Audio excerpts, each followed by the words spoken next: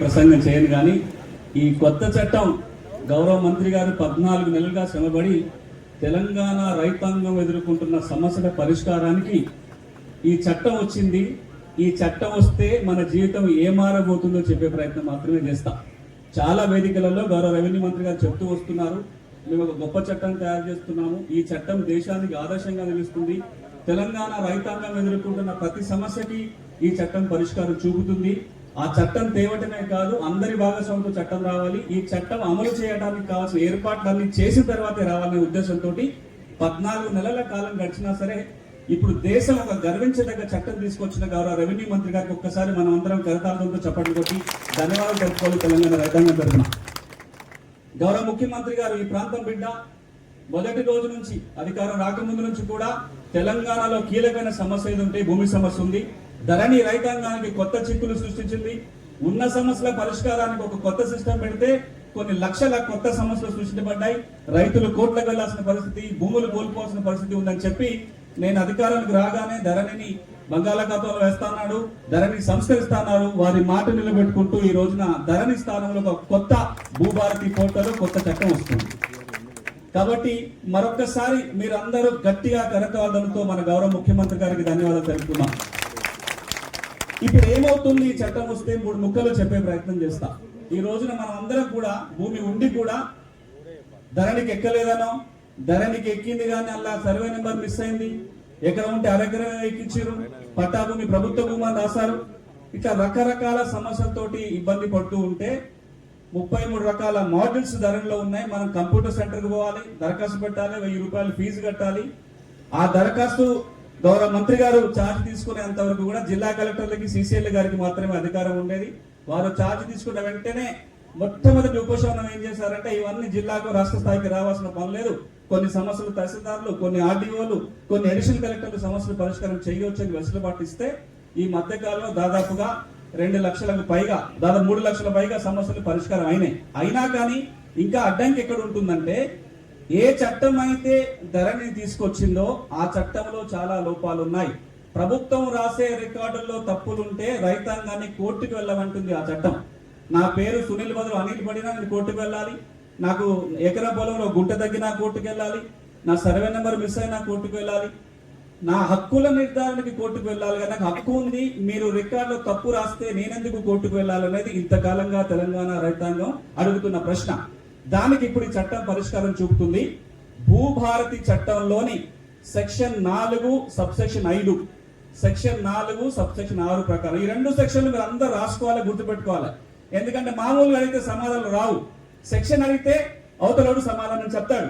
గౌరవ మంత్రి గారు ఒక బలమైన చట్టం తెచ్చారు, ఆ ఆయుధాన్ని వాడుకొని బలంగా పోరాడి మన సమస్య పరిష్కారం కావాలంటే మనం కూడా చట్టం భాషలో మాట్లాడాలి. తెలంగాణ రాష్ట్రంలో ఉన్న రైతాంగం అంతా గుర్తు పెట్టుకోవాల్సిన 2 కీలక sections, section 4 subsection 5, section 4 subsection 6. ఏం జరుగుతుంది ఈ సెక్షన్ల కింద అంటే, ఈనాటికి భూమి ఉండి ధరణికి రికార్డుకి ఎక్కలేదనో, రికార్డుకి ఎక్కింది కానీ తప్పులున్నాయని ఎవరైతే అనుకుంటున్నారో వాళ్ళందరూ ఇప్పుడు దరఖాస్తు పెట్టుకుంటే ఆర్డీఓలు కానీ కలెక్టర్లు కానీ వారే పరిష్కారం చేసి మన చేతికి ఒక ఉత్తర్వులు ఇస్తారు, కాపీ ఇస్తారు. కంప్యూటర్లో పోయి అప్లికేషన్ పెట్టుకోవచ్చు. చట్టం అక్కడితో ఆగొచ్చు. మంత్రి గారు అక్కడితో ఆగకుండా ఏమన్నారంటే, అరే రైతుల సమస్యల పరిష్కారానికి వాళ్ళెందుకు దరఖాస్తు పెట్టుకోవాలి, వాళ్ళెందుకు 1000 రూపాయలు ఫీజు కట్టాలి, వాళ్ళెందుకు మన కార్యాలయాల చుట్టూ తిరగాలి, అట్లా జరగకుండా ఉండాలి అంటే రెవెన్యూ యంత్రాంగమే గ్రామాలకు పోవాలి, మనమే పోయి దరఖాస్తు తీసుకోవాలి. ఈ కంప్యూటర్ జంజాట అవుతూ ఓ 2 పేజీల దరఖాస్తు రాసి నేను రెవెన్యూ అధికారికి ఇస్తే వారు దీనంతా పరిశీలించి పరిష్కారం చేయాలని ఒక మంచి లక్ష్యంతో ఈ రోజున ఈ కార్యక్రమం ఎట్లా జరగాలి, ఒక ఆదర్శవంతంగా నిలవాలంటే ఒక పైలట్ చేయాలనే ఉద్దేశంతో వారి ఆధ్వర్యంలో ఈ రోజున ఒక పైలట్ కార్యక్రమం జరుగుతుంది. ఇంకొక 3 జిల్లాలలో కూడా ఒక్కొక్క మండలంలో పైలట్ కార్యక్రమం జరుగుతుంది. వచ్చే నెల వారి నిర్ణయం ప్రకారం 30 మండలాలలో పైలట్ జరుగుతుంది. రాష్ట్ర ఆవిర్భావ దినోత్సవం జూన్ 2 నుంచి రాష్ట్రం అంతటా కూడా రైతుల సమస్యల పరిష్కారం జరగబోతుంది ఈ కీలకమైన సెక్షన్ కింద. కాబట్టి తెలంగాణ రైతాంగ అందరి తరపున ఈ సెక్షన్ తీసుకొచ్చి దరఖాస్తు పెట్టుకునే అవకాశం కాకుండా రెవెన్యూ శాఖని గ్రామానికి పంపినందుకు రెవెన్యూ మంత్రి గారికి మరొకసారి ధన్యవాదాలు. ఇది మామూలు మార్పు కాదు. మనం కంప్యూటర్లో పోయి ఎత్తుకునే బదులు కంప్యూటర్లే మన ఊళ్ళకి వస్తున్నాయి. మనం అధికారుల దగ్గరికి పోయే బదులు అధికారే మన ఊళ్ళకి వస్తున్నారు. అధికారులు మన ఊళ్ళకి రాక 10 ఏళ్ళు అవుతుంది అనుకుంటాను, రెవెన్యూ అధికారులు రాక. కాబట్టి ఈ రోజున అంత గొప్ప మార్పుకు శ్రీకారం చుట్టిన ఈ చట్టం ఒక గొప్ప చట్టంగా నిలిచిపోతుంది. ఇక రెండో అంశం, ఈ రోజున తెలంగాణలో ఇంకో అతిపెద్ద భూమి సమస్య ఏంటంటే సాదా వైనామాలు. తెల్ల కాగితాల మీద, స్టాంపు కాగితాల మీద, నోటి మాటల మీద భూములు కొనుక్కున్నారు, దున్నుకుంటున్నారు, ఏళ్ల తరబడి ఆధీనంలో ఉన్నాయి. ఇంతకు మునుపు ప్రభుత్వ అవకాశం కల్పిస్తే 9,24,000 మంది మా సమస్యను పరిష్కారం చేయండి అని దరఖాస్తులు పెట్టారు. కానీ దాని మీద గౌరవ హైకోర్టు స్టే విధించింది. ఎందుకు విధించింది అంటే దరఖాస్తులు అయితే తీసుకున్నాం కానీ చట్టంలో సెక్షన్ పెట్టుకోలేదు. ఆ సెక్షన్ లేకపోవటం వల్ల మనకి ఒక్క దరఖాస్తు కూడా పరిష్కారం కాలేదు. గౌరవ మంత్రి గారి చొరవ వల్ల, గౌరవ ముఖ్యమంత్రి గారి చొరవ వల్ల సాదా బైనామాల దరఖాస్తులు అన్ని పరిష్కరించడానికి ఈ చట్టం మార్గం చూపిస్తుంది. ఈ చట్టం ఏమంటుందంటే ఇప్పుడు ఈ చట్టం వచ్చిన వెంటనే గౌరవ హైకోర్టులో ఆ స్టే వెకేట్ చేపించి అది ఎప్పుడు వెకేట్ కాగానే ఆర్టీఓలకు అధికారం వస్తుంది. 9,24,000 పెండింగ్ సాదా బైనామా దరఖాస్తులను పరిశీలించి అర్హత ఉన్న అందరికీ కూడా భూభారతి చట్టం కింద పట్టాలు రాబోతున్నాయి. ఇది ఒక గొప్ప విజయం. ఇక ఇంకొకటే, నేను ఎక్కువ సమయం తీసుకొని పెద్దలందరూ మాట్లాడతా, కొన్ని కీలకంగా రైతులకు పనికొచ్చి వివరించే ప్రయత్నం మాత్రమే చేస్తున్నా. ఇది పాత రికార్డులో తప్పులుంటే సవరించడం ఎట్లనో చెప్పిన, సాదా బైనామాల పరిస్థితి ఏంటో చెప్పిన. రాబోయే రోజులలో రిజిస్ట్రేషన్లో, మ్యూటేషన్లో ఏ మార్పు రాబోతుంది చాలా మంది ఆతృతగా ఎదురు చూస్తున్న అంశం. ఇప్పుడు నేను భూమి అమ్ముకోవాలనుకుంటున్నా, కొనుక్కోవాలనుకుంటున్నా, భూభారతి ఏమైనా కష్టం చేస్తుందా, మంచి చేస్తుందా, ఏం చేయబోతుంది? నాకు వారసత్వంగా భూమి వచ్చింది, నాకు పట్టా కావాలి, భూభారతి ఏం చెప్తుంది? లేదా నాకు 38 ఉంది, నాకు 13B ఉంది, నాకు ఓఆర్సీ ఉంది, నేను అసైన్మెంట్ భూమి రెగ్యులరైజ్ చేయించుకున్నా, నాకు పట్టా ఇట్లా. దీనికి 3 సెక్షన్ల కింద భూభారతి సమాధానం చెప్తుంది. ఈ 3 మళ్ళీ గుర్తుపెట్టుకోండి. సెక్షన్ 5, 7, 8. మధ్యలో 6 ఎందుకు వదిలేసిన అంటే 6 సాదా బైనామా, 6 ఆల్రెడీ మాట్లాడిన. ఈ 5, 7, 8 ఏం చెప్తుందో చూస్తే, ఈ రోజున మనం భూములు కొనుక్కుంటే ఏం చేస్తున్నాం? ఒక స్లాట్ బుక్ చేసుకుంటున్నాం, ఫీజు కడుతున్నాం, తహసీల్ కార్యాలయాలకు వెళ్తున్నాం, అక్కడ రిజిస్ట్రేషన్ జరిగిపోతుంది, వెంటనే మ్యూటేషన్ అవుతుంది, మనకు ఒక పాస్బుక్ వస్తుంది. గౌరవ మంత్రి గారు అసెంబ్లీలో కూడా ఏం చెప్పారంటే ధరలో ఏదైనా మంచిగా ఉందంటే ఇది ఒక్కటే మంచి ఉంది, దీన్ని మేము కొనసాగిస్తాం, కానీ దీనిలో కూడా కొన్ని దరఖాస్తులు ఉన్నాయి, వాటిని మారుస్తామని చెప్పారు. ఏం మారబోతున్నాం? 2 మారుస్తున్నాం దీంట్లో. నంబర్ 1, ఈ రోజున మనం భూములు కొనుక్కోవాలి అంటే మన దస్తావేజు మనం రాసుకోవడానికి వీలు లేదు. కంప్యూటర్ ఒక కాపీ ఇస్తుంది, అలానే నింపాలి. దానివల్ల చాలా చిక్కులు వస్తున్నాయి. మొన్న కలెక్టర్ల కాన్ఫరెన్స్ లో కూడా గౌరవ ముఖ్యమంత్రి గారు చెప్పారు, దానివల్ల చాలా తిప్పలు ఉన్నాయి.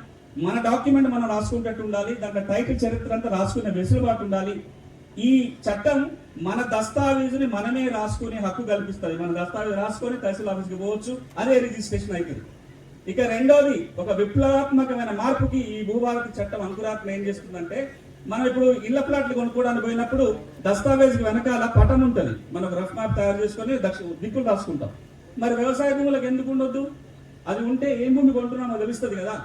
దానికి ఒక మంచి వ్యవస్థ వారు తీసుకొస్తున్నది ఏంటంటే, పక్కన కర్ణాటక రాష్ట్రంలో ఉన్నట్టుగా లైసెన్స్ సర్వేల వ్యవస్థ రాబోతుంది. మనం భూముల అమ్మకాలు కొనుగోలు చేసే ముందే ఒక లైసెన్స్ సర్వే దగ్గరికి వెళ్ళి ఒక పటం తయారు చేసుకొని దాన్ని మనం దస్తావేజుతో పాటు సబ్మిట్ చేయాల్సి ఉంటుంది. గెట్టు తగాదాలు రాకుండా, డబుల్ రిజిస్ట్రేషన్ రాకుండా ఇది కాపాడుతుంది. కానీ ఇక్కడ ఒక క్లారిఫికేషన్ ఏంటంటే, ఇది ఈ రోజే అమలుకు రావట్లా. అది అమలుకు రావాలంటే లైసెన్స్ సర్వేలు కావాలి, వ్యవస్థ కావాలి. వారు ఆ వైపున ప్రయత్నం చేస్తున్నారు. ఆ వ్యవస్థ రాగానే ఈ మార్పు కూడా వస్తుంది. ఇది మనం భూములు కొనే విషయం నుంచి. ఇక మనకు వారసత్వంగా భూమి వస్తే ఎట్లా? ఇప్పుడు ఏం జరుగుతుంది? వారసత్వంగా భూమి వస్తే మనం మళ్ళా పోయి స్లాట్ బుక్ చేసుకుంటున్నాము, స్టేట్మెంట్ అడుగుతున్నారు, ఏ విచారం లేకుండానే పాస్బుక్ లో వచ్చేస్తున్నాయి. చాలా సంతోషపడుతున్నాం. కానీ ఇంట్లో 4 ఉన్నారు, పట్టదారు చచ్చిపోయిండు, 2 వారసులు ఊళ్ళో ఉన్నారు, ఒక ఆయన పట్టణంలో హైదరాబాద్ ఉన్నాడు, ఒక ఆయన దుబాయ్ లో ఉన్నాడు. ఇక్కడున్న ఇద్దరే పోయి జాయింట్ స్టేట్మెంట్ రాసుకొని మేమే వారసులను దరఖాస్తు పెట్టుకుంటే కూడా విచారణ చేసే అధికారం తహసీల్దార్కు లేదు. కాబట్టి వాళ్ళిద్దరు కూడా పట్టాలు అయిపోతాయి, తర్వాత ఎప్పుడో తెలుస్తుంది. ఈ వారసత్వంగా వచ్చిన భూముల పట్టాల విషయంలో తగాదాలు వస్తున్నాయి. కాబట్టి ఈ చట్టం ఏమంటుందంటే, తప్పనిసరిగా తహసీల్దారు విచారణ చేసిన తర్వాతనే పట్టా మార్పిడి జరగాలి. మరి సార్, రెవెన్యూ మంత్రి గారు రైతులకు బెనిఫిట్ గా చట్టం అంటాడు, మళ్ళీ తహసీల్దార్ గారు 6 నెలలు కార్యాలయం చుట్టూ తిప్పించుకుంటే ఎట్లా డౌట్ రావచ్చు. నేను దరఖాస్తు పెట్టినా తహసీల్దార్ బిజీగా ఉన్నాడు, 6 నెలలు పడుతుందంటే చట్టం ఏం చెప్తుందంటే, తహసీల్దార్ ఈ మొత్తం ప్రక్రియని 30 రోజుల్లోగా పూర్తి చేయాలి. 30 రోజులు చేయకపోతే ఏమైతే సార్, తహసీల్దార్ గురేస్తారా? కాదు, 31వ రోజు కంప్యూటర్లోనే ఆటోమేటిక్ గా మ్యూటేషన్ జరిగిపోతుంది. అంటే తహసీల్దార్ విచారణ చేయకపోతే 31 రోజు పట్ట మారిపోతుంది.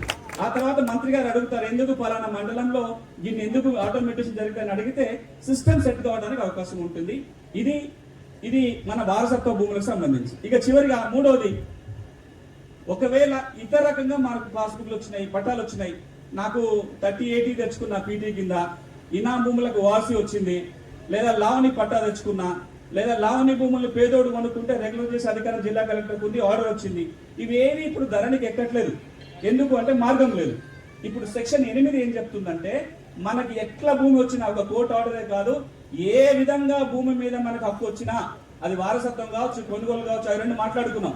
అవి కాకుండా ఇంకెట్లా భూమి మీద హక్కు వచ్చినా ఆర్డీఓకి దరఖాస్తు పెట్టుకోవాలి, ఆర్డీఓ విచారణ చేయాలి, ఆర్డీఓ పట్టా చేయడానికి అవకాశం ఉంటుంది. ఇది ఒక మార్పు. ఈ చట్టం ఇప్పటి సమస్యల పరిష్కారం, రాబోయే రోజుల్లో కొన్ని మార్పులు మాత్రమే కాకుండా, వారు ఈ చట్టం 100 ఏళ్లు ఉండాలి, ఈ పోర్టల్ 100 ఏళ్లు పనిచేయాలని ఎందుకు అంటున్నారంటే, రాబోయే భవిష్యత్ తరాలను దృష్టిలో పెట్టుకొని కొన్ని కొత్త అంశాలు దాంట్లో ఉన్నాయి. భూములకి భూదార్ నెంబరు, మనకు ఆధార్ కార్డు జేబులో ఎట్లా ఉందో పాస్బుక్ తో పాటు భూదార్ కార్డు కూడా జేబులో రాబోతుంది. ఈ భూదార్ కార్డు ఉందంటే ఆ భూమి సమస్త సమాచారం మన జేబులో ఉన్నట్టే. అంతేకాదు, ఇప్పుడు మన ఊళ్ళో కూర్చొని ఉన్నాం, వ్యవసాయ భూములకు రికార్డు ఉంది, కానీ మన ఇంటికి ఏం రికార్డు ఉంది? పన్ను కట్టిన రసీదు తప్ప, ఇంటి పన్ను కట్టిన రసీదు తప్ప ఏముండదు. ఈ చట్టం ఏం చెప్తుందంటే, రాబోయే రోజుల్లో ఆబాది గ్రామాలలో ఉన్న ఇంటి స్థలాలను కూడా కొలిసి దాన్ని కూడా రికార్డ్ చేసి దానికి ఒక పాస్బుక్ రాబోతుంది. అదొక గొప్ప నిర్ణయం చట్టంలో ఉంది. ఇంకా నేను చెప్పాలంటే, ధరణికి భూభారతికి తేడా ఏంటంటే, ఇంతకుముందు ఒక స్లైడ్ లో చూపించాము, 20 తేడాలు మాట్లాడవచ్చు. గౌరవ మంత్రి గారు అనుమతిస్తే నేను 2 గంటల ప్రసంగం ఇవ్వచ్చు, అంత సమయం లేదు. ధరణి మారి భూభారతి వచ్చిందంటే 4 పేజీల చట్టం 6 పేజీలు కాలేదు. ఒక కలర్ లో ఉన్న వెబ్సైట్ ఇంకో కలర్ గా మారలేదు. ఈ రాష్ట్రంలో ఉన్న 1,30,00,000 రైతుల జీవితాలలో మార్పు రాబోతుంది ఈ చట్టం ద్వారా. ఈ చట్టంలో అక్షరాలలో వెనుక ఉన్నది మనుషుల జీవితాలు.